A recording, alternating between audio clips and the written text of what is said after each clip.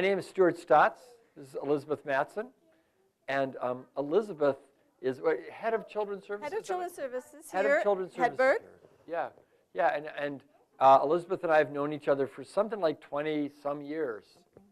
And way back, about 20 years ago, we wrote a collection of Wisconsin ghost stories. It's called The Bookcase Ghost. So when Elizabeth moved back up here from way down south, right? Arizona. We thought, wouldn't it be fun to have what in, rock music is called a reunion tour, and come and tell some ghost stories. So we're really glad you all came here tonight. You want to add anything to that, Elizabeth? No, that's wonderful. Yeah, it's a wonderful chance to revisit some stories that we collected and developed and told. Yeah. And this is how we were thinking about it, but it may or may not work this way. So we were thinking, we've got young kids and stuff like that. We're not going to tell anything like real scary or horrible or blood curdling right now. And then we'll sort of do like a family-sized performance of 40 minutes or something like that. And then, if anybody wants to, and if nobody wants to, you don't have to stay because you feel sorry for us. But if people want to stay and hear some scarier stories that probably 4-year-olds wouldn't want to hear, right? Or you as their parent wouldn't want them to hear because you'll pay for it later tonight. We'll be glad to stay and tell more stories, but we wanted to start off with a family kind of thing. So, is that all right? Yeah. Cool. All right. I'm going to tell the first story, and we're going to kind of go back and forth. So, a long time ago, like when I was 10, I'd be sitting around with my friends on a Saturday. My friends Steve, Eddie, and Jeff. And we'd sit there, and one of us would say, "What do you want to do?" And somebody else would say, "I don't know, what do you want to do?" Somebody else would say, "I don't know, there's nothing to do." And we'd go back and forth like that for a while until one of us, maybe it was Eddie, his eyes would get real big. He'd look at us and go, "I've got an idea." Say, "What is it?" He said, "It's a good idea." We said, "What is it?" He said, "You're going to like my idea." We said, "What is it?" And Eddie would look at us and say, "Let's make a spook house." And we looked at him and went, "Yeah." I mean, we had the spook houses in Steve's basement. It was about half the size of this room. And right in the middle, there was a big furnace, one of those big old round furnaces with vents and ducts going off every direction.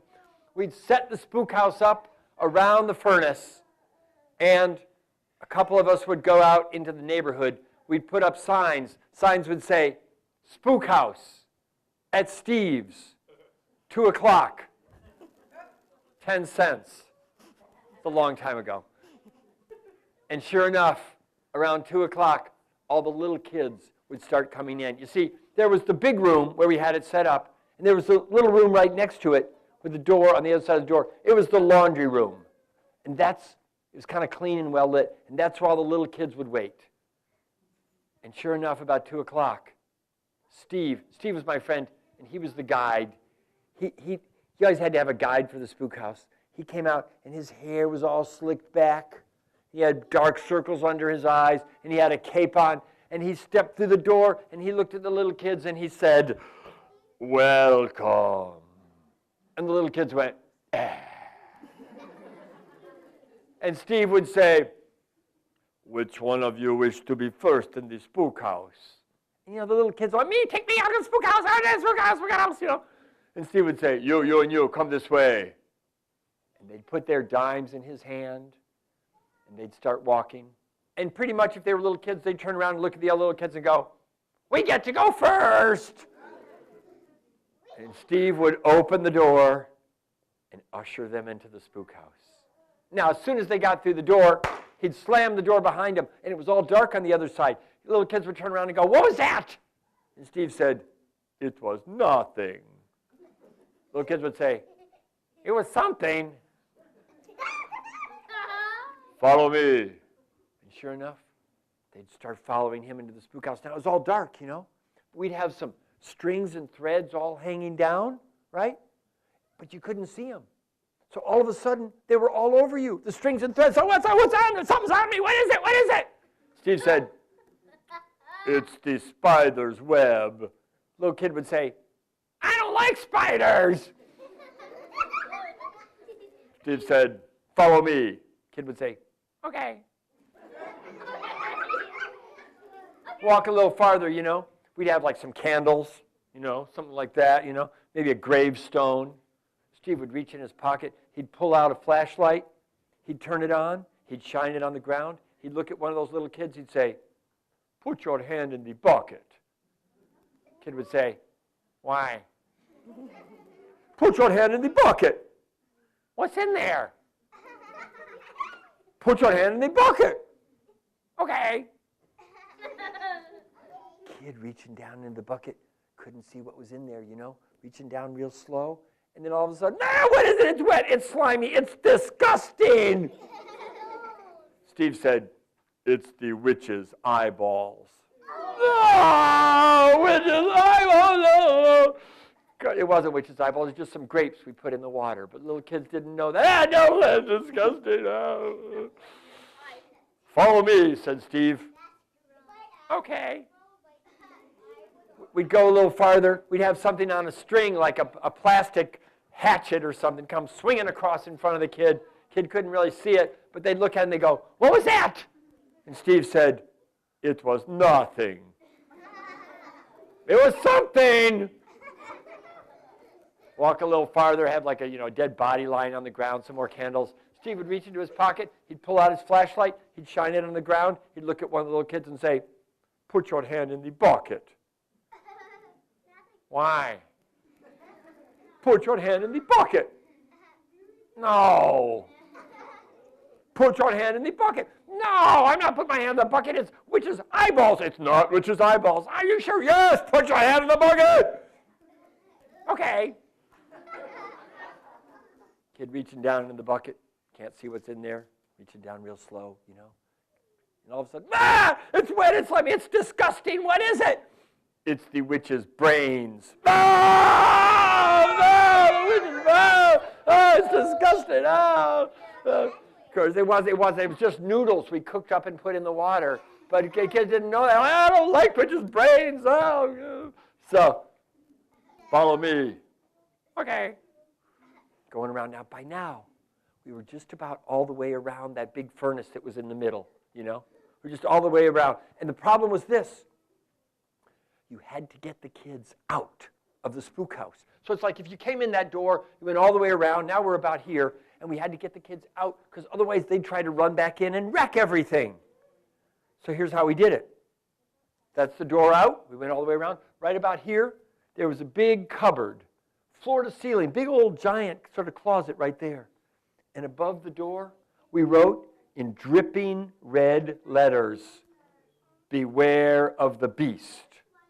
And Steve would shine his flashlight on that sign. He'd look at the little kids and say, we must be very quiet. And when you say that to little kids, you can pretty much guess they're going to go, why do we have to be quiet? Steve said, shh, but it was too late. The door would swing wide open, and inside was Mark, Steve's big brother. He was horrible. He had like his hair going this way and a big dripping red thing. He had a ripped up shirt, and he'd look at those little kids, and he'd go like this. Ah! And the kids would take one look at him and go, ah! They'd start running for the door. Steve knew they would. He'd walk to the door. He'd open it up. He'd say, goodbye. Have a nice day. Ah! The kids they'd keep on running. They'd run right past the kids in the laundry room like this. Ah! And the kids in the laundry room would look at him and go, cool. They'd run all the way outside. And then they'd get out and they'd stop. And they'd turn around. There was nothing behind them. It was just a Saturday afternoon in Chicago. And one of those little kids, could pretty much guess, would go, I wasn't scared. And the other one would go, me neither. And thus this song, I'm not scared. I'm not scared. See that smile upon my face, that proves that I'm not scared. Now, this song I'd like you to sing with me, but if you could sing it, the easiest way to learn it is with some sign language. So here's what you do. Take out your finger, point to yourself. I'm not. Right off your chin. That's right, chin. Don't hurt yourself. Not. Scared is like this. Take your hands like this. Lift them up your shoulders. Don't smile, sir. No. Yeah. Okay. Try it again. I'm not scared. I'm not scared. 4 fingers, a big fake smile. See that smile all the way up? I'm not scared, man. That proves that I'm not scared. You look fantastic. Let's try it. I'm not scared. I'm not scared. See that smile upon my face. That proves that I'm not scared. That was good. Can you sing it while you're doing it? That's where you say yes. Here we go. I'm not scared. I'm not scared. See that smile upon my face. That proves that I'm not. Can you sing it this time like you mean it? I'm not scared. I'm not scared. See that smile upon my face. That proves that I'm not scared. Shh. I walked into a big dark house all by myself. It seemed to me that I could see a ghost on every shelf. My friend was hiding there, right behind the bed. He jumped out and shouted, "Ah!" And this is why yeah, the front row, yeah. It's not just the little kids, yeah. Here we go. I'm not scared. I'm not scared. See that smile upon my face. That proves that I'm not scared. Shh. One night while camping in the woods, I heard a spooky sound. I got out of my sleeping bag to take a look around. The sky was dark, the shadows deep, a scary, spooky night. And here's the song I shouted out. Well, I know, but here's the thing. I wasn't trying. While shivering with fright, take one hand like this, one hand like this, and go, "Ah!" Sing it with me. I'm not scared. I'm not scared. See that smile upon my face. That proves that I'm... Sing it this time like you don't mean it. I'm not scared. I'm not scared.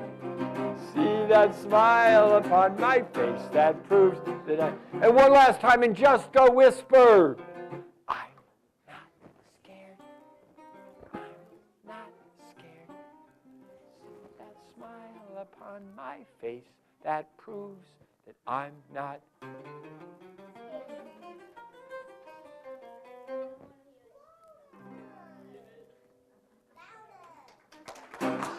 Thank you. May I introduce to you again Ms. Elizabeth Matson.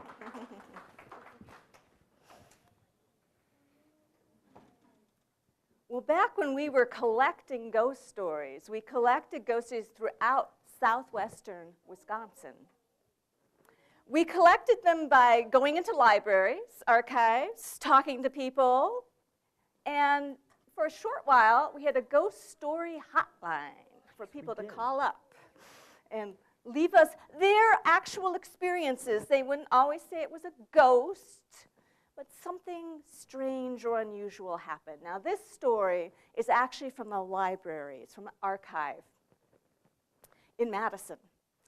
And it was written down in the 1930s by a woman thinking back on her childhood.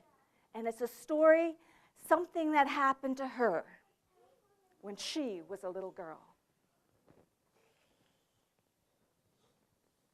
In 1873, when I was 7 years old, had a young German girl come and live with us. Her name was Hannah. She'd come all the way from Germany to help Mama out in the kitchen. Oh, Hannah was a jolly girl. She had bright, twinkling eyes, rosy cheeks, and she always had a handful of raisins waiting for us whenever any of us children came down into the kitchen. Oh, there were 5 of us kids, and we were something of a handful.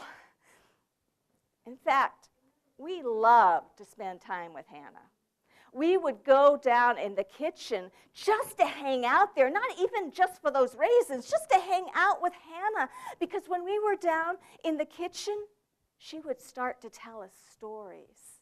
Stories that her grandmother back in Germany used to tell her, and sometimes she'd even sing songs in German, and we just loved that.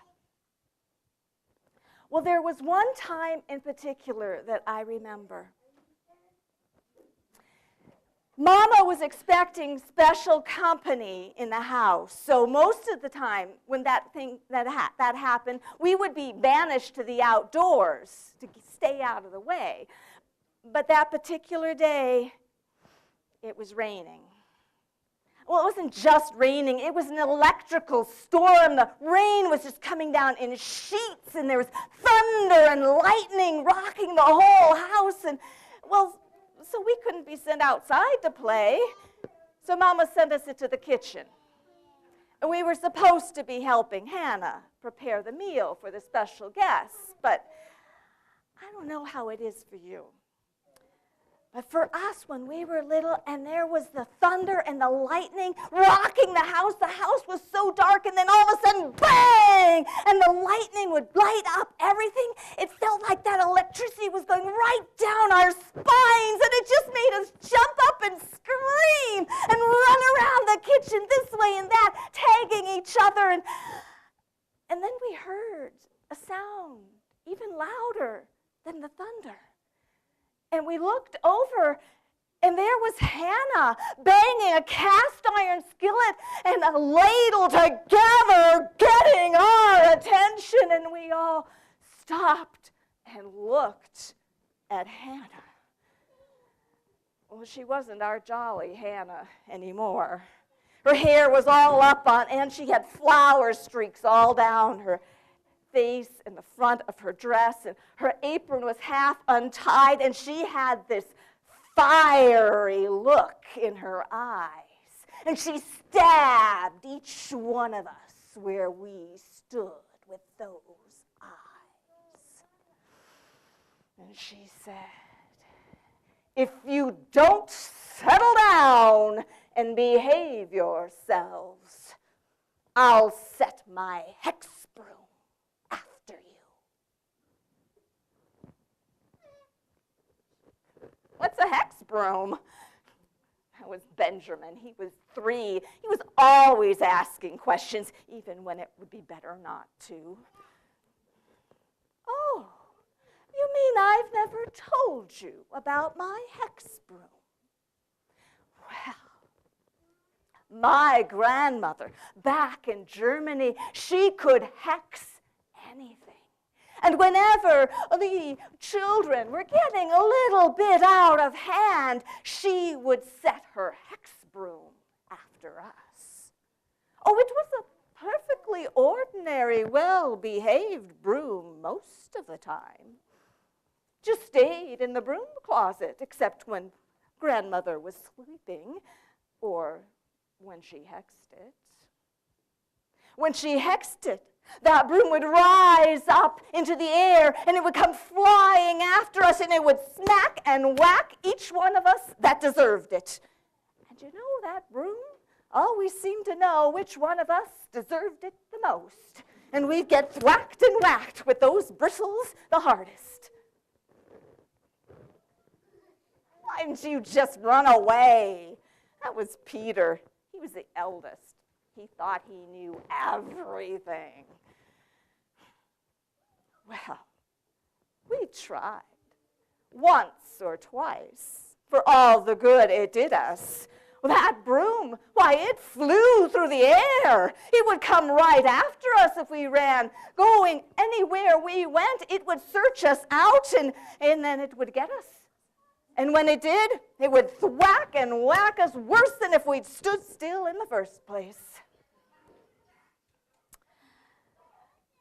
Well, when my grandmother heard that I was coming to America, to Wisconsin, to live in a household with a family of 5 children, oh, she taught me everything there is to know about hexing.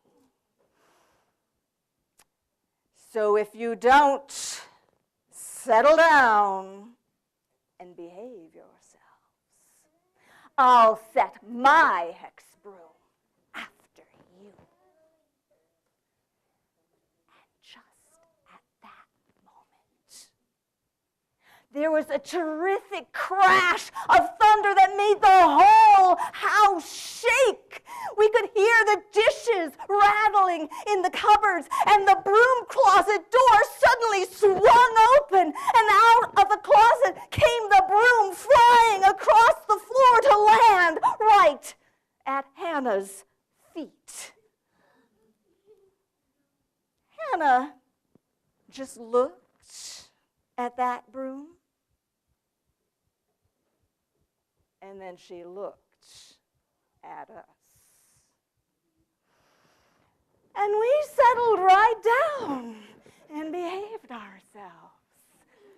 We sat right around that table chopping and stirring and mixing, doing everything that we were supposed to with our eyes on that broom. But later, when Mama heard about that hex broom, well, she told us there's no such thing as hexes and hex brooms, and, well, Hannah better lead off telling us such tales or she'd be out looking for another job.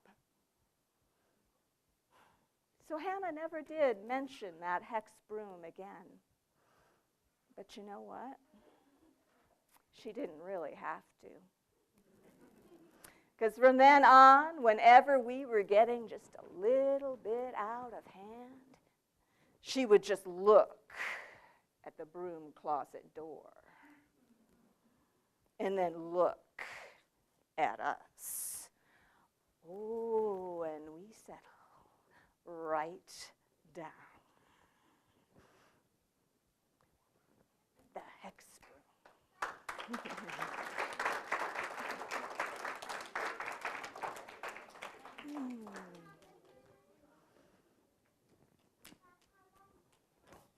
I'll tell you a traditional story that kind of goes with that one.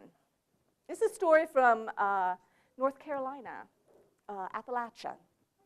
It's actually a story that I first heard told by Richard Chase, who collected the story from the traditional storytellers of the Appalachian Mountains. And I remember distinctly following this story and my reaction to it when I found it again in a story book collection. It's called Old One-Eye. Well, now there was an old woman. She used to live up in them hills all by herself. Well, now she'd been saving her money and saving her money till she was just about rich. She kept her money in a leather pouch, stuffed up the chimney.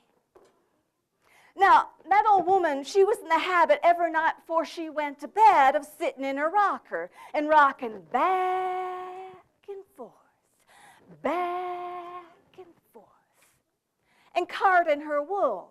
She'd have these carders take her raw wool, scritch, scratch, scritch, scratch, so that wool would be ready to spin the next day. Now, that old woman had a big old dried fish with one eye staring out into the room. And because it had only one eye, she called that fish Old One-Eye. Well, now every night before she went to bed, she was in the habit of cutting a chunk out of that old one-eyed fish. But first she'd be sitting in that rocker, carding her wool, and she'd wait till she knew it was time to go to bed. And you know how she knew that? She'd yawn 3 times. That was the sign. And when she'd yawn 3 times, she'd get up, she'd cut a chunk out of that old one-eyed fish, chew it up real good, and then she'd go to bed. Well, there came into those parts 3 robbers. And you know, they'd heard about that old woman, and they'd heard about that gold that she had stuffed up her chimney. And they was a-fixin' to rob her. Now, they all gathered together in a holler down behind the old woman's house. And the leader of those robbers, why, you know, he only had one eye. On account he'd had the other one put out in a fight. And so they called him Old One-Eye. Old One-Eye said, all right now, boys, listen up. We're going to wait till it gets dark. Then we're going to creep up to that old woman's house and rob her.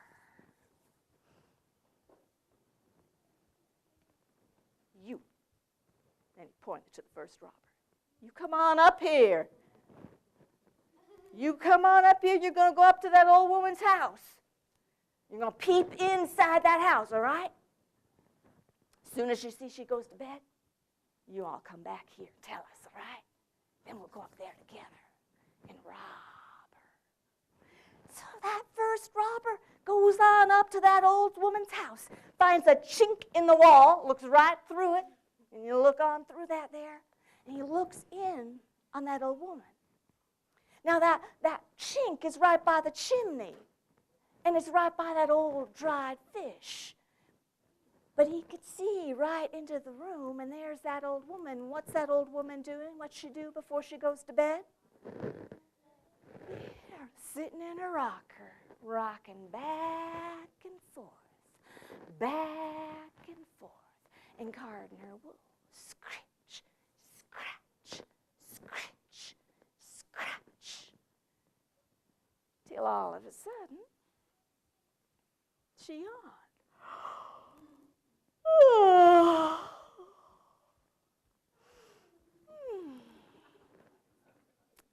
Well, now, that's one. 2 more come, and then I'm going to cut a chunk out of you.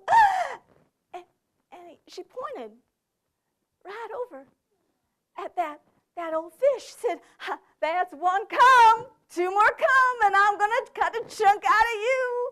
But you know where that robber was? Right behind the fish she was wagging her finger at.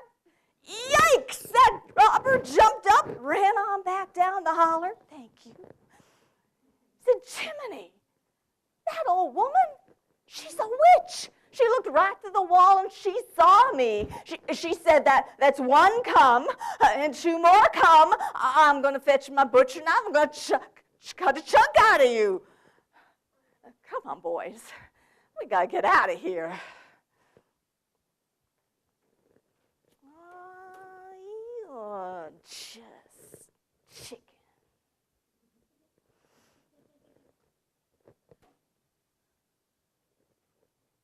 You. And he pointed to the second robber. You come on up here. You go up to that old woman's house. You peep in on the old woman. You'll tell us when she goes to bed, right? And then you come back here and tell us. We'll all go up there together and rob her. So that second robber goes on up, finds that same chink in the wall, peeps in on that old woman. And what's she doing? Sitting in her rocker, rocking back and forth, and carding her wool. Scratch, scratch, scratch, scratch. Until all of a sudden,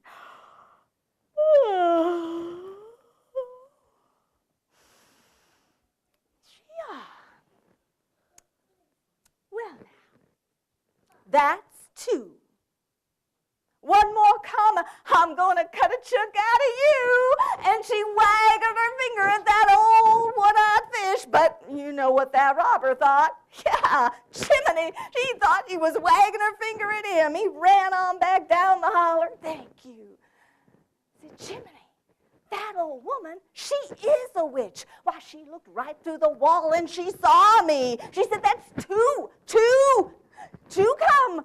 One more come. I'm going to cut a chunk out of you. Oh, boys, we got to get out of here. You're just chicken. Guess I'm going to have to go up there myself, peep in on that old woman. As soon as she goes to bed, I'll come back here and tell you. Then we'll all go up there together and rob her. So old One-Eye himself goes on up to the old woman's house. He finds that same chink in the wall. He puts his one good eye up against it, and he peeps in on that old woman. And there she is, just sitting in a rocker, rocking back and forth, and carding her wall. Scritch, scratch, scritch, scratch. Until all of a sudden,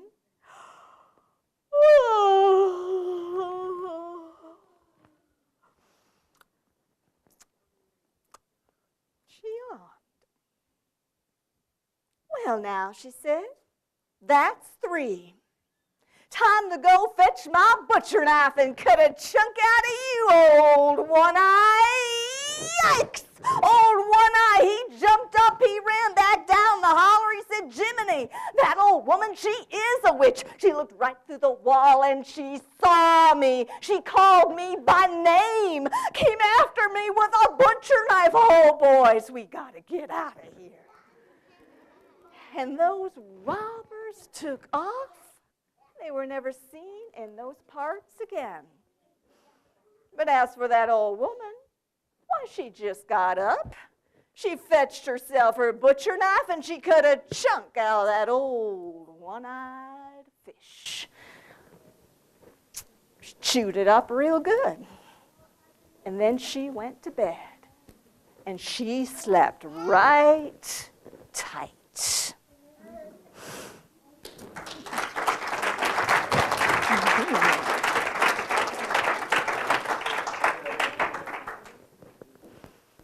It is so great to hear you tell again, Elizabeth. It's been such a long time. It's a pleasure. So I'm going to tell you one more story. I'll take a little break. And the younger ones can be parked if they like, or stay awake all night.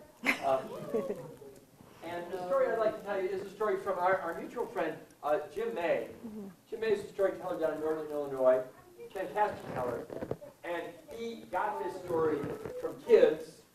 He eventually wrote a book called The Boo Baby. But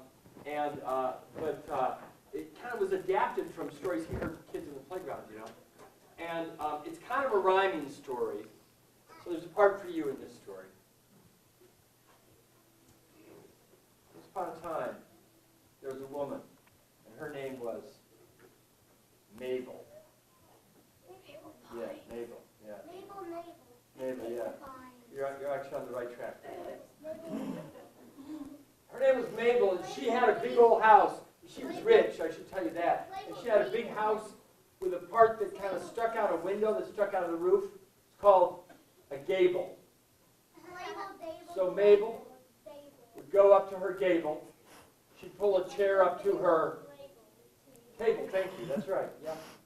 Mabel in her gable at the table.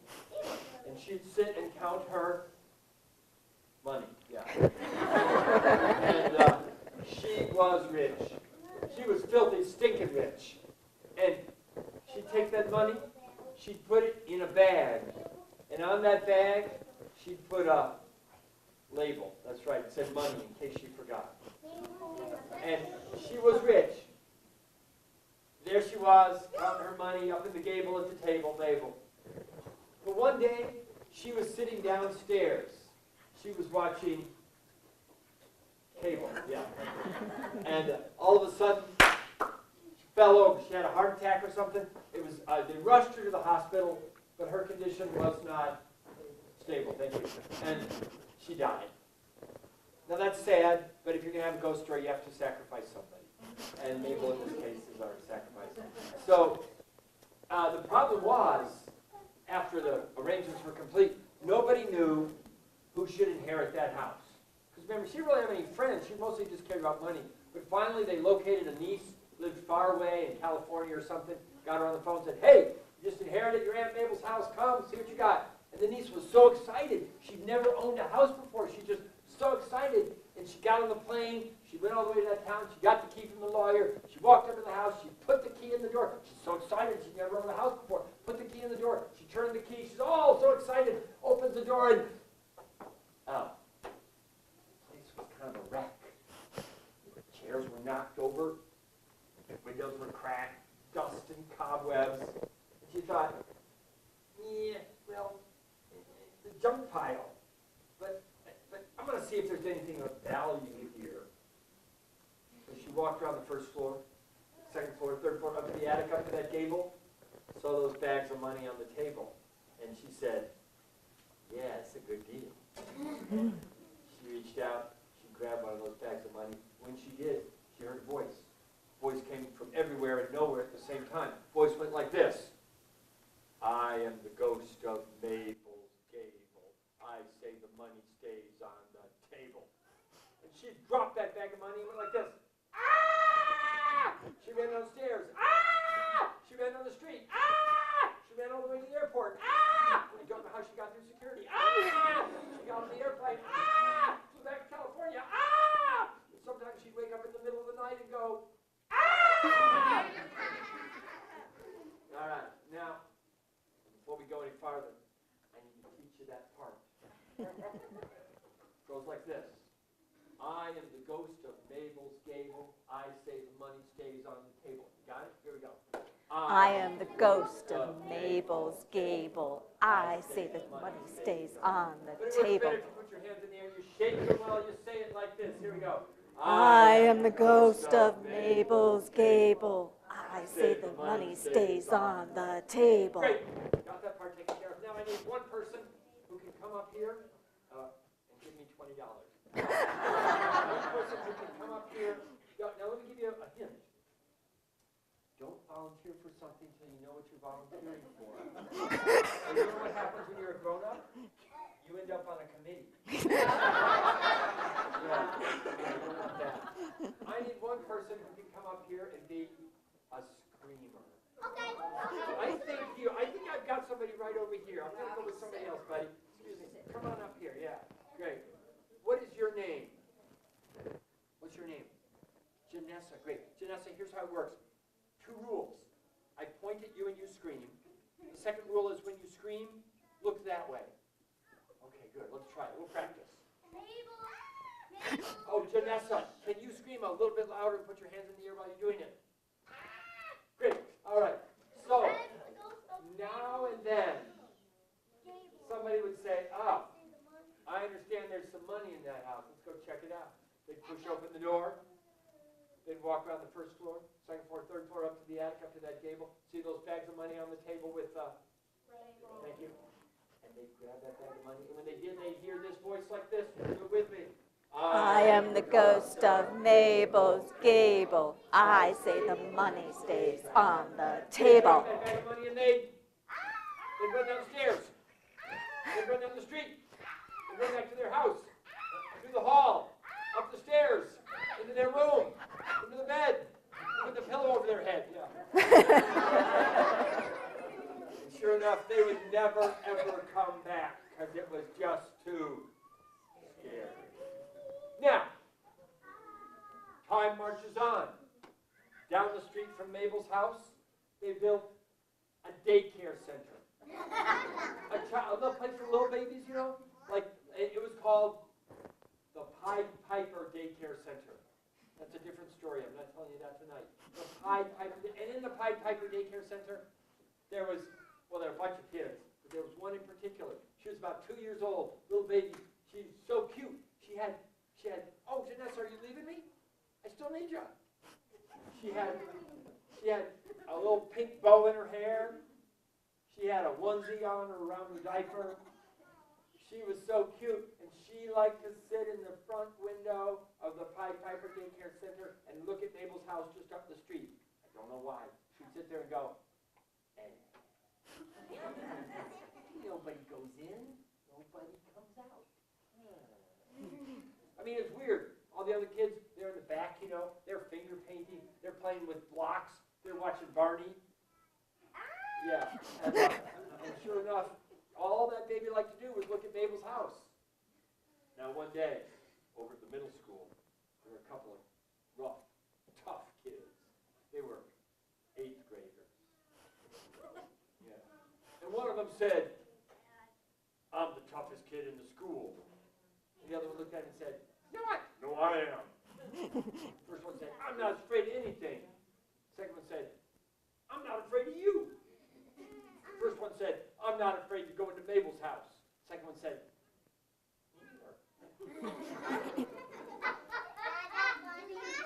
so those two boys snuck out of school. Never do that, Janessa. They snuck out of school, and they walked up to the front porch, and they stood there in front of the door, and the first one said, I'm going in first. And the second one said, okay. Pushed open the door, walked inside the first floor, second floor, third floor, up to the attic, up to that gable, saw those bags of money on the table with the, that's right, he could read, he was in 8th grade, he said, money. Yeah, all right. He reached out, he grabbed one of those bags of money, and when he did, you know what he heard? I am the ghost of Mabel's gable. I say the money stays on the table. A bag of money and he ran downstairs, ran past his friend, ran down the street, ran across the schoolyard, through the hall, into his classroom, got there just in time for a spelling test. Yeah. Now his friend watched him go and looked at him like this.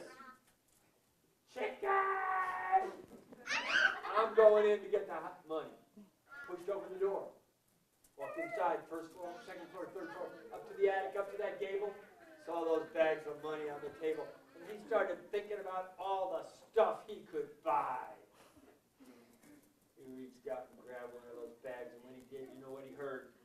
I am the ghost of Mabel's gable. I say the ghost stays on the table. Dropped that bag of money and he ran downstairs, down the street, across the playground, through the halls, into the room. Got back to school just in time for detention. Now that baby, you ever heard of the Pied Piper Daycare Center? She's watching those boys as they walk up to the house like this. And she watches them leave like this. Boom, boom. And she thought to herself, today's the day I'm going in. So she pushed open the door, which a careless yet underpaid daycare worker had left open. And she began waddling up the street, leaking and drooling as she went. So she got right up to the front door.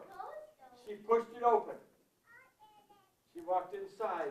She said, this house is a mess. It's like my room. She walked around the first floor, the second floor, the third floor, up to the attic, up to that table, saw those bags of money on the table with the label. And even though she was only 2 years old, she knew what money was for. M&Ms. And she reached out and she grabbed one of those bags of money. And when she did, you know what she heard? I am the ghost of Mabel's gable. I say the money stays on the table. But that baby, she stuffed that bag of money inside her rubber pants. She said, I am the baby from the Pied Piper. I say the money goes in my diaper. And with that, she waddled down the street. My friends, she was rich for the rest of her life. She got to eat all the M&Ms she wanted. And that is the end of my fable. Vanessa, a big hand. So you like ghost stories? Yeah. Yeah. Yeah. Anybody here ever seen a ghost? Yeah, tell us. Tell us about it. It's okay. You know, when Elizabeth and I were collecting stories, it was kind of interesting because we people, like she said, we had this hotline. You know, we actually, in the days, you could rent a hotline. And people would call, and a lot of their stories, we heard would be something like this. Once I was alone in the house, and I heard someone walking upstairs, and I went up there, and no one was there. The end. They weren't the greatest stories, is what I'm trying to tell you, right? But we did hear some very cool stories too. Some really great stories. So Elizabeth, you got one you want to tell? What do you? Yeah. Great.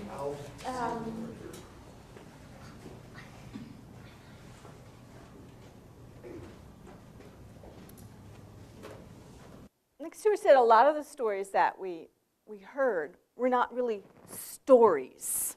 They were experiences, phenomenon. So part of what we did was take that seed, but then build on it.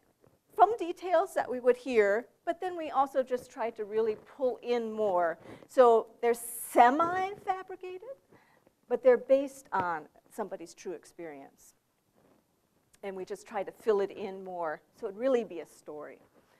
And this is one that we heard. We traveled to find Otto Tesch, because he had experienced the Ridgeway ghost in his youth. And I'm not going to tell you that one. But after he told us that story, he was what, 90? I mean, he was an old gentleman at the time we met him. And he invited us in and sat us down, and he was fairly deaf and didn't know why we were there for at least a good 20 minutes, I think, while we were chatting with him. But then he was very happy once he understood and told us the Ridgeway ghost, his experience with it. And then we asked if he'd had any other experiences, anybody else in his family had ever had experiences with ghosts. And he told us about this. It had happened to his father as a child. So it was an experience that happened to his father's parents back in Germany.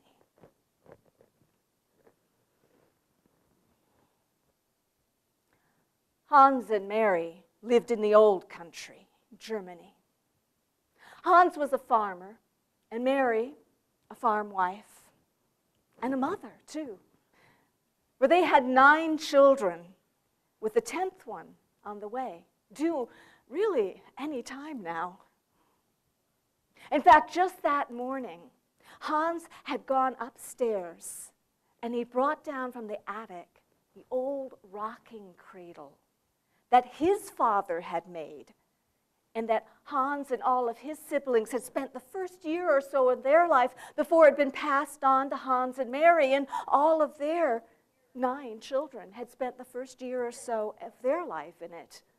It brought it down to Mary to take a dust cloth and polisher to it and get it all set up in the bedroom. And then Hans took all the rest of the children out into the fields because it was harvest time, and he needed all the help he could get. Well, Mary spent a morning just lost in memories as she was cleaning up that rocking cradle. It was a really simple cradle, kind of like a window box shape with half-moon rockers, and on one side it had a wooden cover to sort of shelter the baby's face. And as she dusted it and polished it, she remembered each of her children when they were small enough to fit in that cradle. And she was so lost in those memories that at first she didn't even hear the commotion and the noise from outside. And it wasn't until her eldest son came rushing into the house calling, "Mama, Mama, there's been an accident, come quick," that she realized that something terrible had happened. With one look at her son's face, and she ran out into those fields as fast as she was able to. And there was Hans, lying on the ground with his head in an awkward position to his body. He had been standing on one of the haystacks, just piling up, arranging the hay. It wasn't a long fall, but his feet had gotten tangled up when he lost his balance with the pitchfork, and he'd fallen head first to the ground and broken his neck. Now, in those days, there really wasn't much you could do for a broken neck. And though Mary called for the doctor came. By that evening, Hans had died. And of course, all the neighbors and friends and families descended on the house, bringing food and comfort, helping to lay out Hans and prepare him for the funeral and the burial. And the house was full of people for about a day or two or three, with all of that commotion going on. But then Hans was buried, and everyone went home to their homes, their families, their harvests that they had to get in. And that night, Mary and the children were alone in the front room of the house for the first time since Hans had died, and they were all just sitting there. Well, usually in a household of 9 children, there's a fair bit of hubbub going on, even when nobody's trying to be noisy. But that night, after all that had happened, they were all just sitting there in the quiet. And because it was so quiet, that's why they heard the sound at all, because it really was a very soft sound. Thugum, thugum, thugum. Well, at first, Mary didn't really even pay much attention to it. She was so lost in her own thoughts and her grieving, but it wouldn't stop. It just kept going on. Thugum, thugum, thugum. It started to irritate her. Finally, she turned to her eldest daughter. She said, "Oh, close the shutters. They are banging in the wind. I can't stand it. Close the shutters." Her daughter got up, but, "Mama, there is no wind, and the shutters are closed." And sure enough, they were closed, and it was as still outside as it was inside that night, and still the sound went on. The gung, the gung, the gung. Now the children started to get anxious because they didn't know what the sound was, and it kept going on. And well, after the few days they'd had, they were just prone to getting anxious. Mary was having none of that. She got up and got a candle, and she started to go through the house, searching into every corner, every room. And well, the older children all followed behind her because they wanted to see what was making that noise too. And well, the younger children were not about to be left behind, so they went too. And the whole family, in a long line, went through the house as Mary looked in each room, and she couldn't find the source of the sound, but it kept going. The gung, the gung, the gung, till they started towards the back of the house where the master bedroom was. And as they started down the hallway, Mary could hear that it was just a little bit louder. Thugum, thugum, thugum. She pushed open the door to the bedroom, and she looked inside with the candle.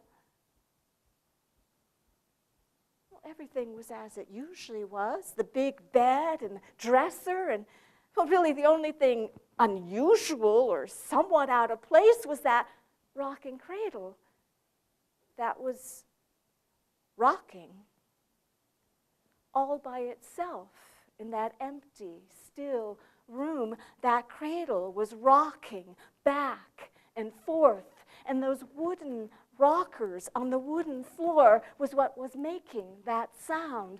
Thugum, thugum, thugum. Children saw that cradle rocking all by itself, and they started to get even more anxious, but said, Mary said, no, it's all right. It's your father. It's Hans waiting for his last child to be born. It's all right. It's Hans looking out for us. And that's what Mary believed in her heart. And all the children were comforted thinking that, and they all went to sleep and slept well that night.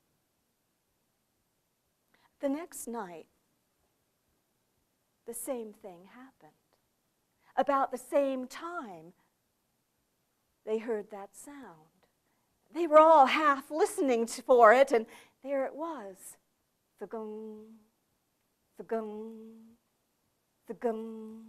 Sure enough, they'd go down to the bedroom, and there was that cradle rocking all by itself. It rocked for about 10 minutes, and then it just stopped.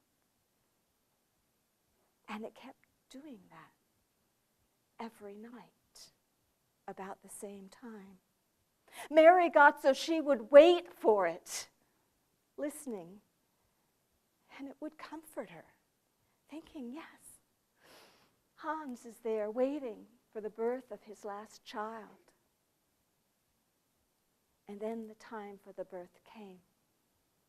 And when the child was born and placed in that cradle for the first time, the cradle began to rock back and forth. Thugum, thugum, thugum. And Mary looked over at that rocking cradle and she said, yes, Hans, it's your son. He's a fine boy. Go on now. Go on to your rest. The children and I, we'll be all right. Go on to your rest. And Mary thought that would be the end of it. But it wasn't. Every night, about the same time, that cradle would start to rock again. Only this time, the baby was in the cradle. And as it rocked back and forth, thugum, thugum, thugum, Mary started to get anxious. Why was Hans still here? Why hadn't he gone on to his peace? And why was her newborn son not thriving? Why was he not eating? Why was he not nursing? Why was he growing paler and weaker every day? Until 3 days later, Mary's newborn son died. And that night, for the first time since Hans had died, the cradle did not rock.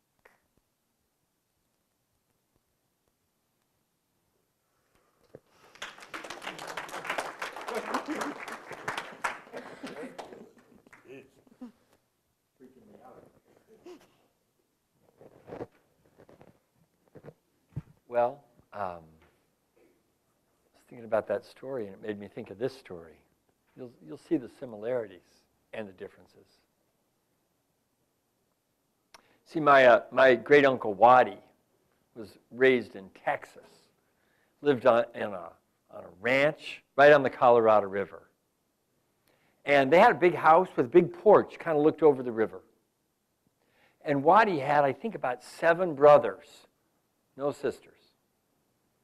And they'd sit outside on that porch in the summertime.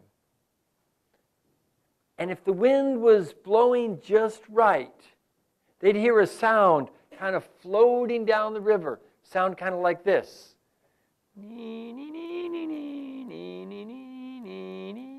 It was the sound of a fiddle. And that fiddle was played by a man, a hermit, lived all by himself in a little shack on an island in the middle of the river. His name was Old Jack. And Old Jack would sit there in his rocking chair and play his fiddle like this.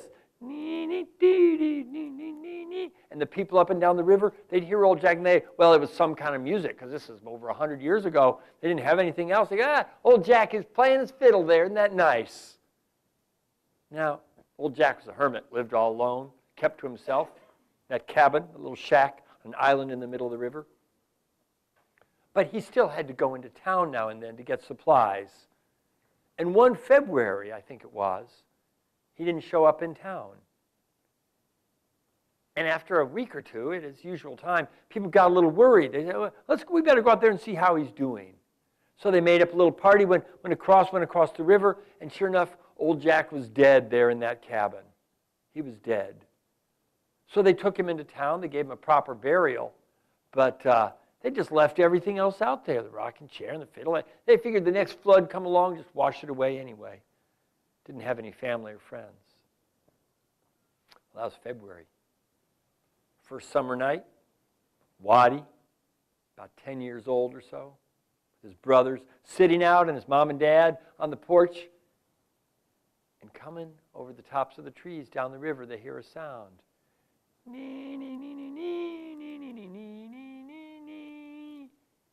Waddy's father looks at the family. He says, listen to that. It sounds like a hoot owl off in the tree. And everybody said, yeah, it sounds like a hoot owl, because they didn't want to think what it really sounded like.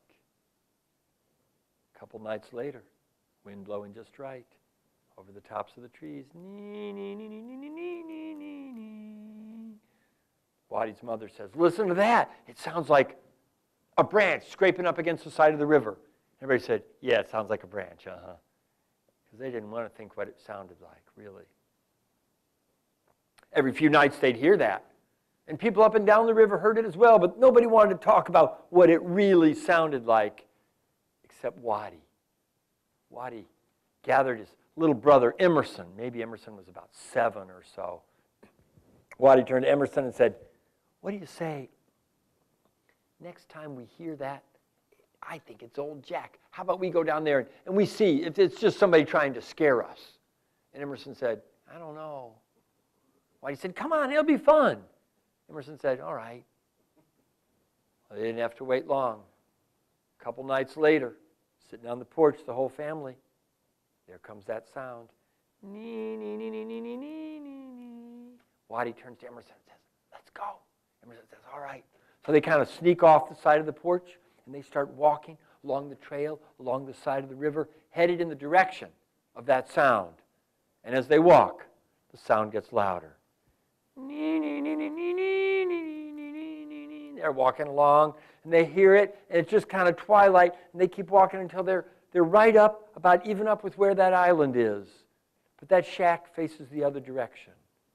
And Waddy says to Emerson, what do you say? Let's swim across and see what's going on over there. And Emerson says, I don't know. Waddy says, come on, it'll be fun. Emerson says, all right. So they took off their shoes and their shirts, socks, kept their shorts on, I know, and they swam across the river. And got right up, it's kind of a big sandbar, you know, and that shack's just over there, and as they come up out of the river, the sound's even louder. It seems to be coming right from the front porch of that shack, but they can't see it, but they can hear it. Waddy says, come on, let's get up closer. Emerson says, I don't know. Waddy says, come on. Emerson says, all right. And they go up till they're right at the back of that shack. They can practically feel that sound vibrating in the walls of that little old tumble-down shack. And Waddy says, Emerson, yeah, I got an idea. You go up one side, I'll go up the other. We'll see who's scaring us. Try to make that sound there as if it's old Jack. And Emerson says, I don't know. And Waddy says, come on, it'll be all right. Emerson says, all right. So they sneak up the side of that shack. One up the other side, one up the other. They come to the right at the corner, and that sound is even louder yet. And Waddy hoots like an owl.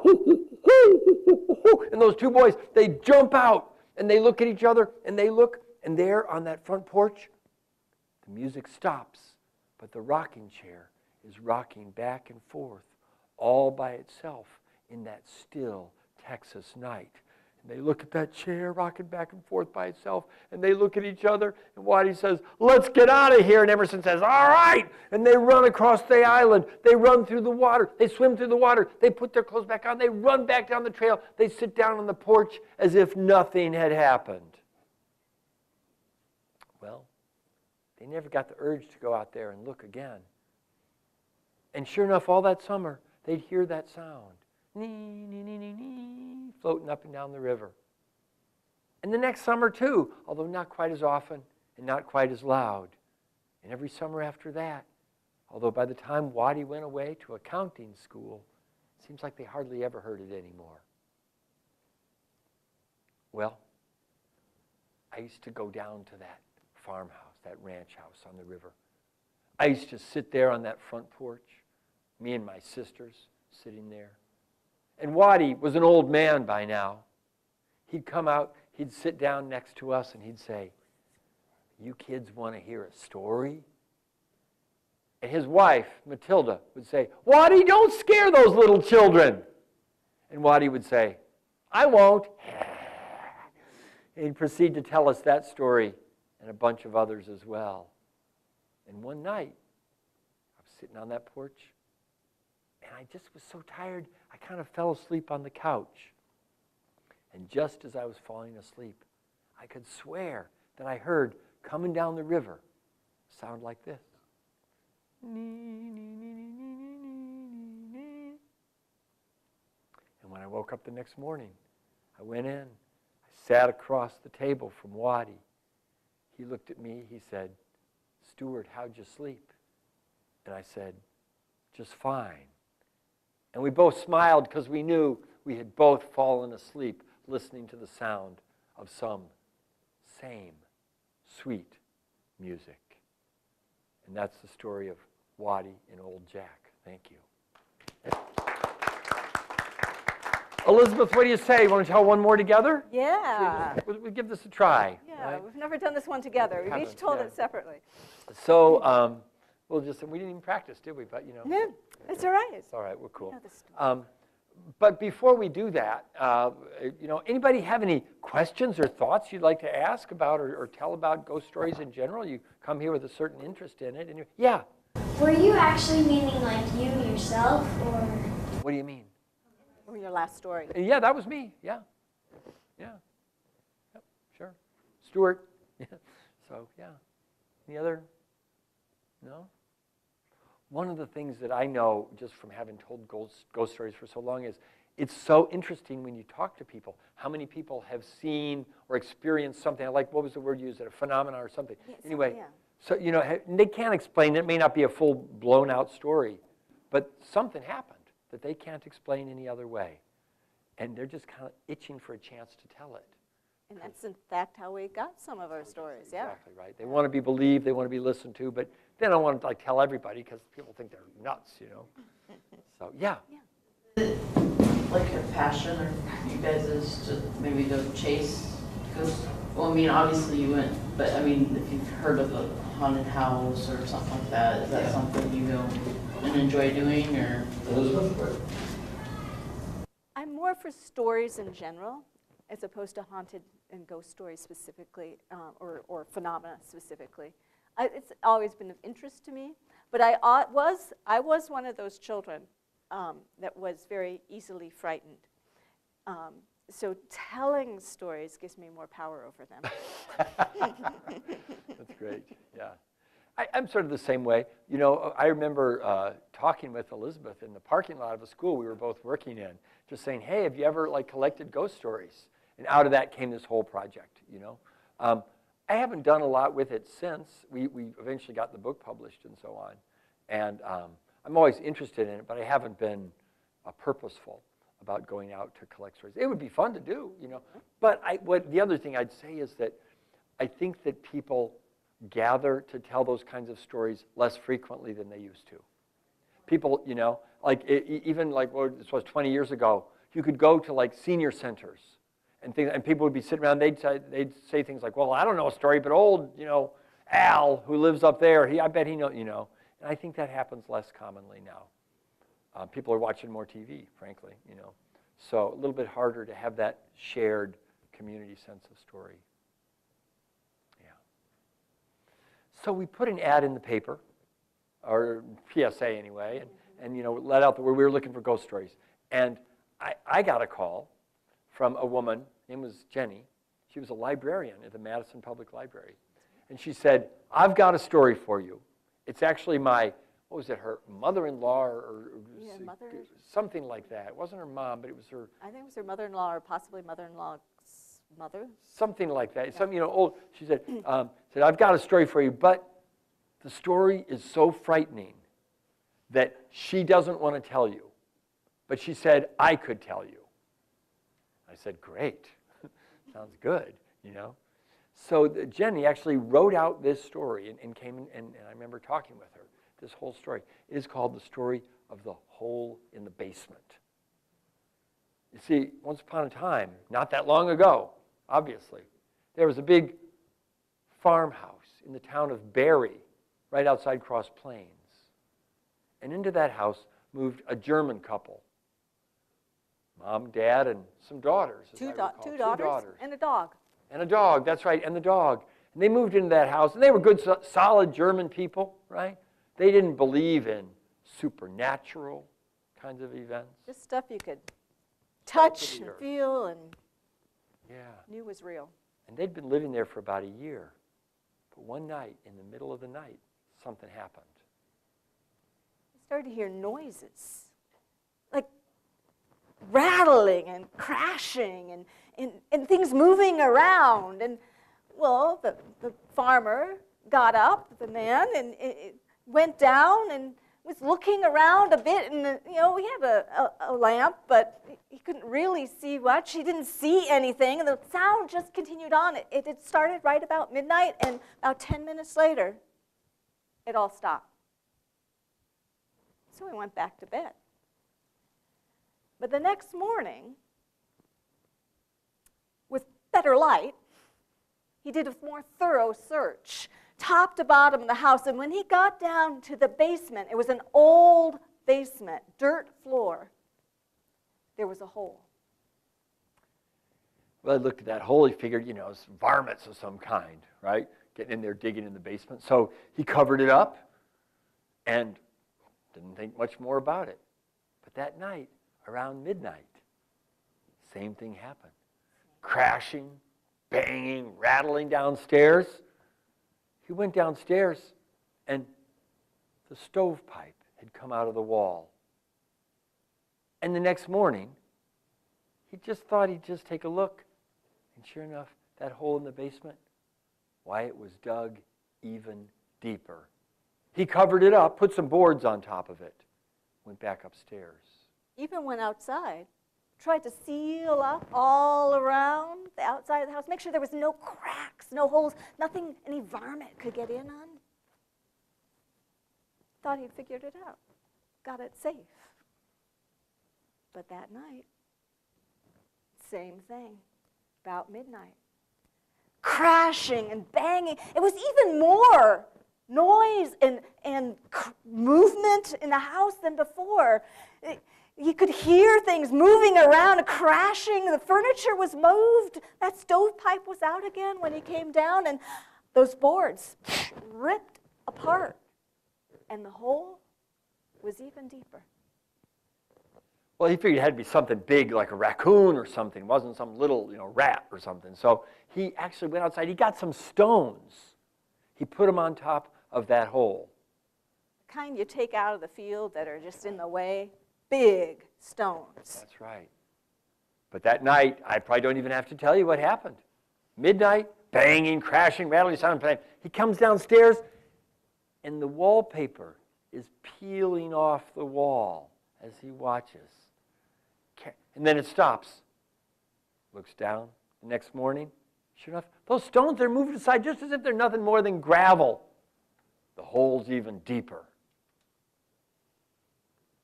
Well, he decided maybe the house was on a field of oil that was making it shake.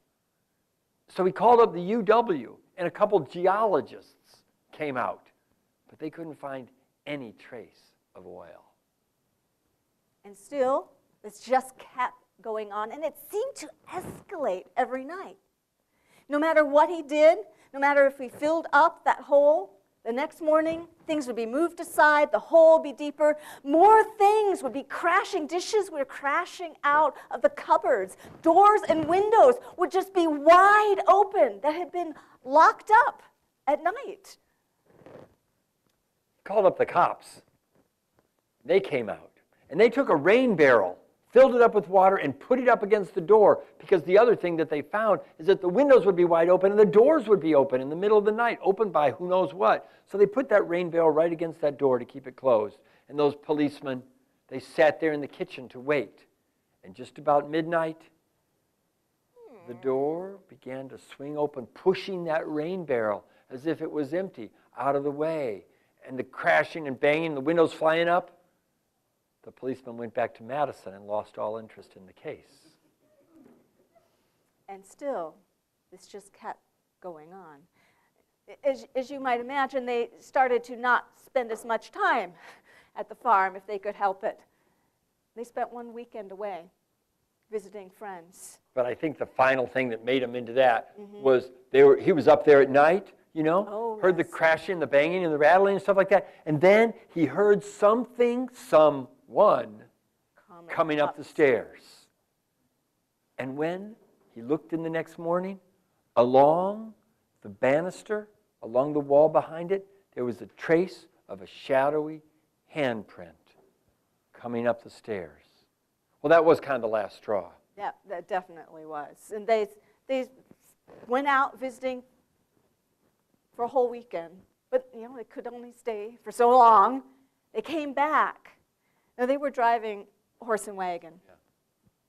And those horses, when they came right up to the property, they refused to go home. They just stopped. That's exactly right. In fact, it was because at the edge of the property there was a creek. And those horses, it's not even that they didn't quite go home. They actually veered off into the creek because later on he thought the word was that ghosts couldn't cross water. Those horses didn't want to get anywhere near whatever was going on at that house. Well, that was kind of the end of that for them. They'd had enough. They sold the house to some lucky buyer, and they moved away. And sooner or later, they moved that house across the water. They built a whole new foundation, other side of the creek, moved the house over. Later on, they heard that it was possible that there'd been someone who lived in that house who'd killed his wife, and her body was never found. Makes you wonder what was in the basement, right?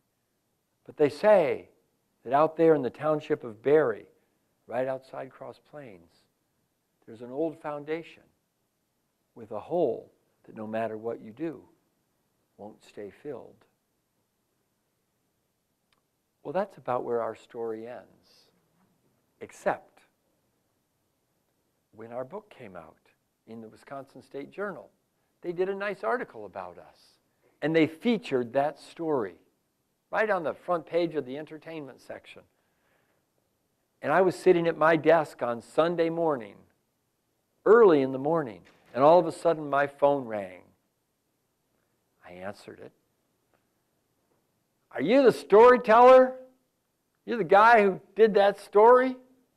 I said, "Yes." It was an old woman on the phone. I said, yes, I am." She said, "Well, I just want you to know, I'm the woman. I was one of the daughters. I'm the one who told that story to Jenny." I said, "Oh." I said, "That's great. thank you so much for calling. She said, and I just want you to know, you got it right. I said, thank you so much. Well, that's the story of the hole in the basement, also called the digging ghost. And we're so grateful that you came here tonight to hear stories. And we hope that you tell stories of your own or ours. Pass them on, or stories that you've got. Stories live by being told. They do live. And I believe that we were just talking a little bit, people are hungry to hear stories. It's this ancient thing in us. And ghost stories are one of the kind of stories that people love to hear. And I think we were both inspired in the very beginning by how many kids would come up to us and after we told a story and say, do you know a ghost story? So we knew we had to learn some. So happy Halloween to everybody. Thank you so much for coming here tonight. And we hope you sleep well.